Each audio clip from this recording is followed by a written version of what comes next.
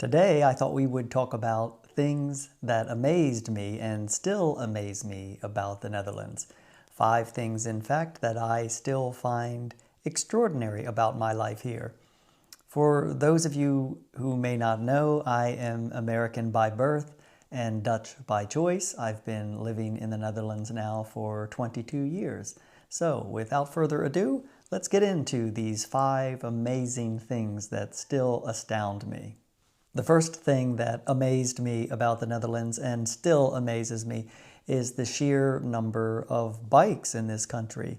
There are, on average, 1.3 bikes per person, and so that is obviously millions of bikes in this relatively small country. And it's something you will notice as soon as you set foot in the Netherlands. And it is a thing that really still surprises me. There are 38,000 kilometers of bike paths in the Netherlands, and a total, if you count also shared roads, a total of 153,000 kilometers of bike lanes and bike paths. It's extraordinary, and it is really an elaborate network. It's extremely safe to ride your bike here for the most part. In Amsterdam, I think there are some risks, and I wouldn't suggest that for the faint of heart, and I would say that probably for the Dutch, they'd rather that the tourist maybe just kind of stay off the bike in the city of Amsterdam, because most likely you're going to be in the way or on even the wrong side of the bike lane and whatnot. But there are plenty of places to visit outside of the Amsterdam, which I've mentioned before, so I would recommend that, and it's probably safer for biking purposes. I really love to ride my bike, not only for errands, which most Dutch do. Either the Dutch, I mean, they use their bike to commute, either to work or to school, but also, of course, to run errands, and there's every manner of bike. The bakfiets, which has a compartment in the front to transport children or larger items that you may pick up from the grocery store or elsewhere. It's really remarkable, the level of innovation when it comes to bikes here in this country. And of course, you also have many bike garages and places to park the bikes, and you can even buy bike insurance. So there's a whole culture surrounding the two-wheeled means of transportation in the Netherlands, and it is something that really did amaze me when I first arrived. Even knowing in advance that it was a country that loved bikes, I don't think anything really prepares you for the sheer volume of bikes, and to this day, 22 years later, I'm still surprised by that. The second thing about the Netherlands that amazed me from day one and still amazes me is the beauty of this country. Both the countryside in places like Limburg, for example, or Friesland and others, but also the cities themselves. So many beautiful old medieval cities with canals and churches and windmills, of course, and you will find beauty at every turn. I've been living in Haarlem now for the 22 years that I've been here, and there is not a day that goes by that I am not grateful to be here, number one, but also that I'm just taken by surprise by the beauty of this particular city. And it is just such a pleasure to be here. If I'm just walking into town to get some groceries or go to the post office or whatever I may be doing, I'm always in a state of appreciation. If I take the time to look around, there are so many beautiful old houses and churches and structures and monuments. It really is a lovely, lovely country. And of course, again, this is just the cities that I'm describing, and there are so many and small towns, but also the countryside. In particular, again, Friesland and Limburg, when you go down south and towards Maastricht and this region, it becomes a bit more hilly than you might otherwise expect. And then, of course, you also have the islands off the north coast of the Netherlands, which are worthy of a visit, and also just part of the natural beauty of this country. So that is another thing that really amazed me and still does. The third thing that amazed me from day one and still amazes me after all of these years is the age and history of this country. I read that the first traces of human existence here in the Netherlands go back to 250,000 years ago. They were found in the area of Maastricht, and they are Neanderthal remains. So there is a great deal of history here in this country. But even, say, more recent, the city where I live, Haarlem, they gained city rights in the year 1245. The oldest reference to Haarlem dates back to the 10th century, and it was first referred to as Haarloheim, which is thought to mean home on a forested dune. I really love that. It's so evocative, and I think it is an apt description. I have seen when they are digging up the streets or the sidewalks here in the city of Haarlem, only a few centimeters down they reach sand, so we are effectively living on a beach. Haarlem still has many of its medieval structures intact. The oldest building is thought to be the Hoofdwacht, which is head watch, which was a civic guard building that was built in the 13th century and is still very much intact and in pristine condition, actually, on the main square here in Haarlem. Another old structure here in Haarlem is the Amsterdamspoort, which is one of the only, well, it's the only remaining of 12 gates that were originally constructed to protect the city, and it was built in 1355. Speaking of history, according to the Department of State, the U.S. Department of State Office of the Historian, the Republic of the Netherlands was the second nation to officially recognize the United States as a sovereign country, and that was back in 1782.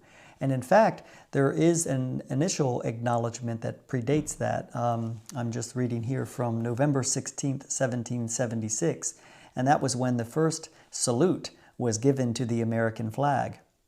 The gun salute was given to the vessel USS Andrew Doria in Fort Oranje on the Dutch island of St. Eustatius, and that is known as the first salute. So the Netherlands, again, has a long and storied history, which I find really remarkable.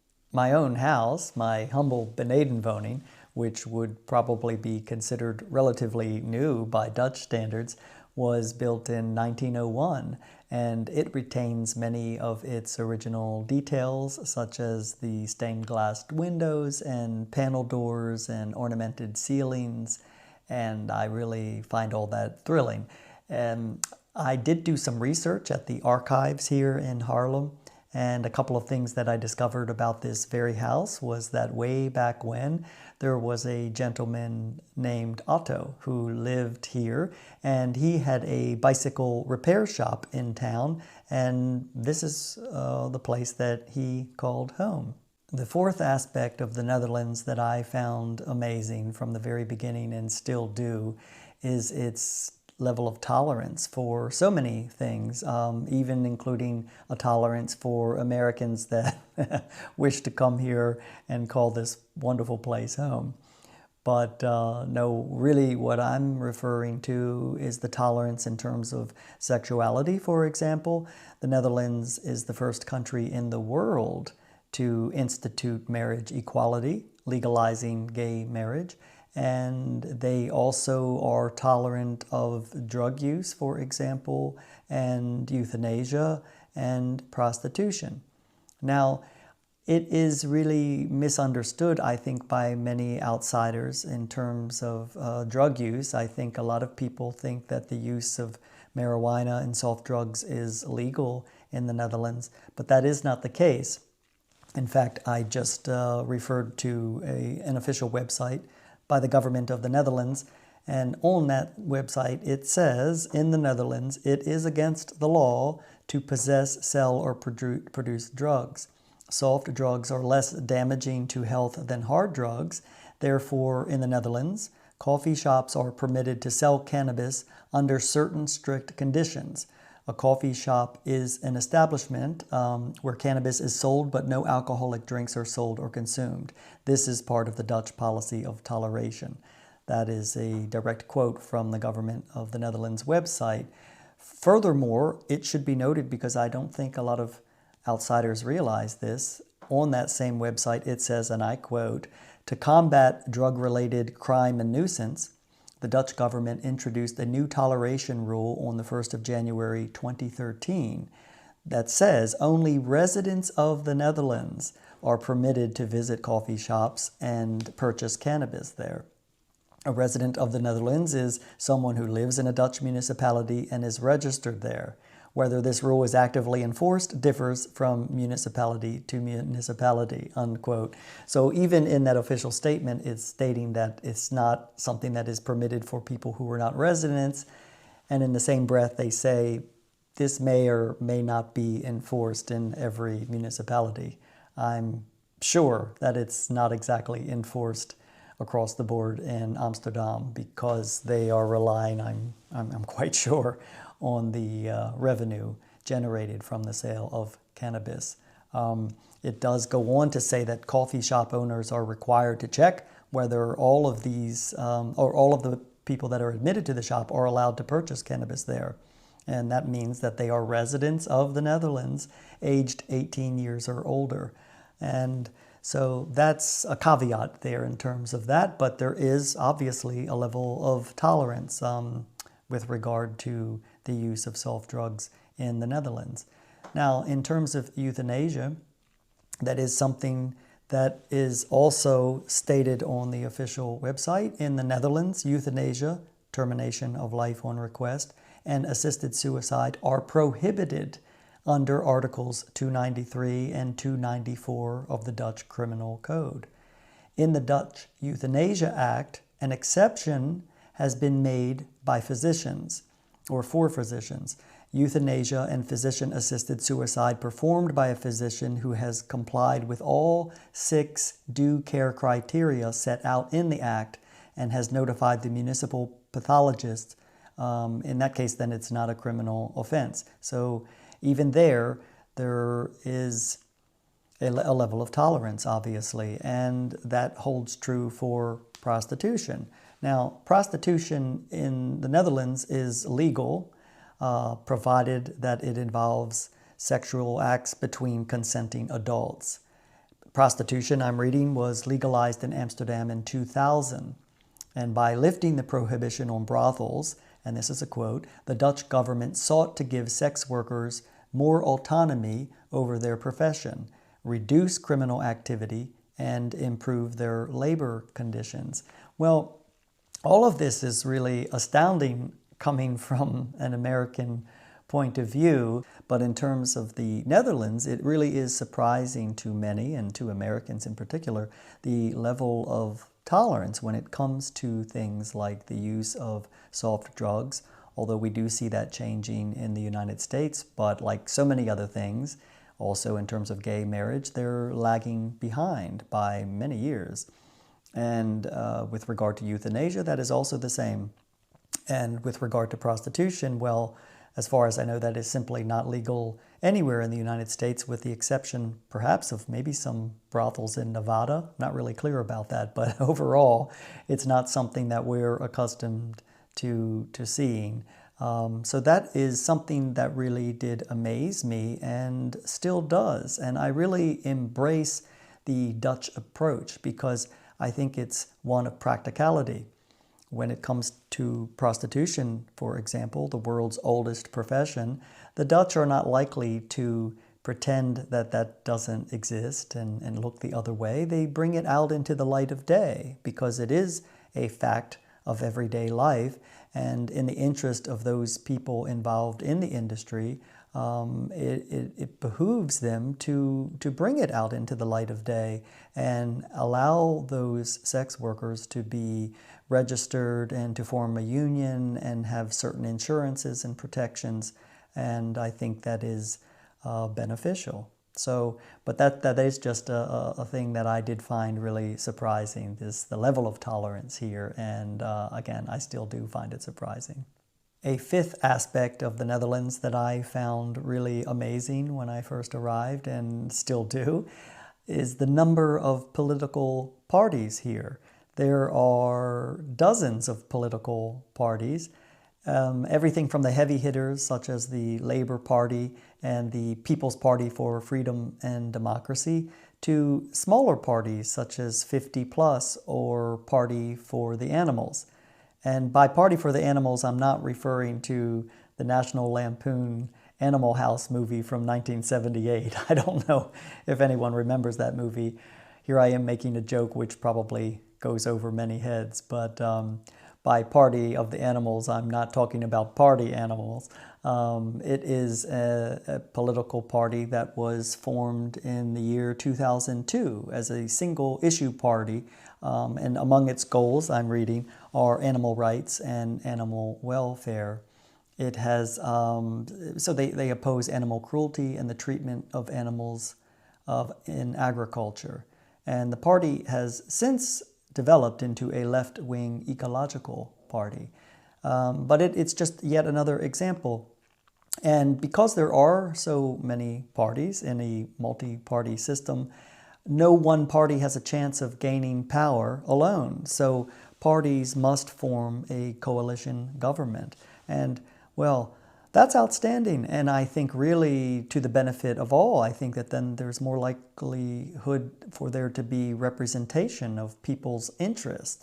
Whereas in the United States, as we know, there are basically two parties, and they're starting to look more alike than not, frankly. And it does, I think, lend itself, though, the two-party system that we have in the United States. And sure, there's an independent party, but that really never gains significant traction. So those two parties really do tend to divide people. And it's unfortunate, actually. I really wish there were more options in the United States as there are here in the Netherlands. So that's, again, just something I found really amazing when I first arrived around election time, when you see all of the different posters and campaigns from so many competing parties. It's for an outsider, it's really difficult to kind of comprehend and to get your mind around what each of those parties represents.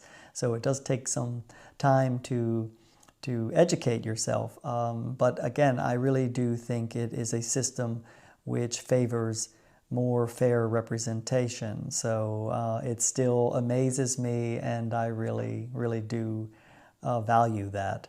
That's my short list of just 5 things that really stood out for me when I first came here to this country, and that still stand out to me and I find remarkable. There are others, but these are the 5 things that really come to mind immediately when I think about aspects of the Netherlands that I find amazing. So I hope you enjoyed this overview, and I want to thank you again for watching my videos and taking the time to leave your comments. I look forward to speaking with you again soon. Tot ziens!